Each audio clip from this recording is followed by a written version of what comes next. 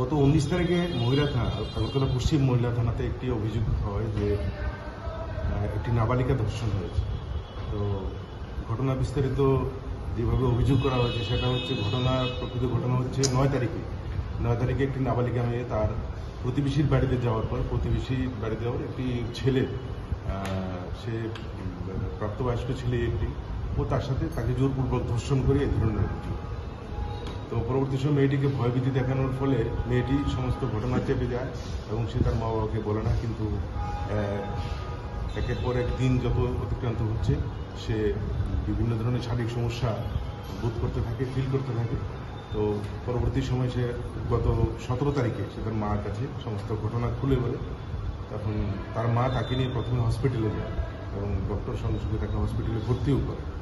তো পরে চিকিৎসা করার একদিন পরে সমস্ত ঘটনা আরও বেশি বিস্তারিতভাবে প্রকাশ পায় যে তার সাথে ধর্ষণের ঘটনাই সংঘটিত হয়েছে। এবং ওনারা গত 19 তারিখে আমাদের কাছে একটি লিখিত অভিযোগ করে, যে লিখিত অভিযোগের ভিত্তিতে আমরা একটি সুনির্দিষ্ট কেস নিই এবং গতকালকে এই ঘটনা যে আসার দোষী বলে অভিযোগ করা হয়েছে তাকে আমরা গ্রেপ্তার করি এবং আজকে আমরা তাকে কোর্টে প্রেরণ করা হয়। নাম এবং কোন জায়গা থেকে? এটা মধ্য ডুকলি এলাকা।